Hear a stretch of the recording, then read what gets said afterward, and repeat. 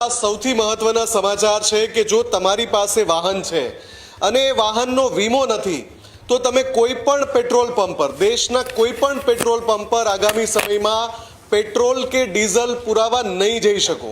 જો વાહનનો વીમો નથી તો તમને પેટ્રોલ ડીઝલ નહીં મળે। એની સામે પેટ્રોલ ડીઝલ તો નહીં મળે પણ તમારું ઈ ચલાન પણ તરત જ બની જશે। આ આદેશ સુપ્રીમ કોર્ટે કેન્દ્ર સરકારને કર્યો છે।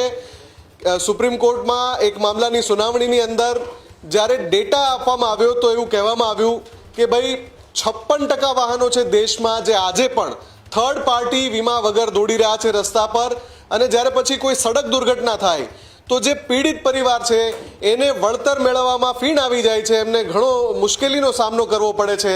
એટલા માટે જરૂરી છે કે દેશનું દરેક વાહન થર્ડ પાર્ટી વીમાથી એ સુરક્ષિત હોવું જોઈએ, અને એટલા માટે જ સુપ્રીમ કોર્ટે કેન્દ્ર સરકારને આદેશ કર્યો કે એક એવી વ્યવસ્થા બનાવો, એક પાયલટ પ્રોજેક્ટ ચાલુ કરો જેમાં દેશના દરેક વાહનની અંદર થર્ડ પાર્ટી વીમો છે કે નહીં એ ડિટેક્ટ ક્યાં થાય। પેટ્રોલ પંપ પર જેવા તમે જાઓ એટલે ડિટેક્ટ થઈ જાય કે ભાઈ આ વાહનને થર્ડ પાર્ટી વીમો છે અથવા એક્સપાયર થઈ ગયો છે અથવા નથી, અને જો છે તો તરત જ તમારે જે ઈંધણ ત્યાં પુરાવું છે પેટ્રોલ કે ડીઝલ એ મળી જાય। જો નથી તો તમને પેટ્રોલ ડીઝલ મળે જ નહીં અને એની સાથે ચલણ પણ લાગી જાય।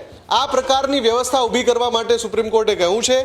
આની સાથે બીજી જે અગત્યની વાત છે એ પણ કહ્યું છે કે જે ટ્રાફિક પોલીસ છે એને પણ એક એવું હેન્ડહેલ્ડ ડિવાઇસ આપો જેનાથી એ ખાલી સ્કેન કરીને એમને ખબર પડી જાય કે આ વાહન જે છે એનું થર્ડ પાર્ટી ઇન્સ્યોરન્સ છે કે નથી।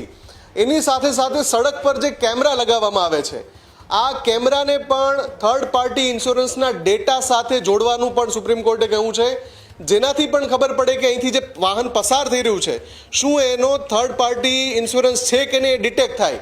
આ પ્રકારનો એક કડક આદેશ કહી શકાય, અને એટલા માટે જો કેન્દ્ર સરકાર એ પ્રોજેક્ટ શરૂ કરશે તો પછી જેની પાસે થર્ડ પાર્ટી ઇન્સ્યોરન્સ નહીં હોય વાહનનું એને પેટ્રોલ કે ડીઝલ પેટ્રોલ પંપ પરથી મળવાનું તો નથી, ઉપરથી ચલણ પણ ફટકારવામાં આવશે। આ જ પ્રકારની તમામ અપડેટ જોવા માટે ન્યૂઝરૂમ ગુજરાતને લાઇક, શેર અને સબસ્ક્રાઇબ કરવાનું ભૂલતા નહીં।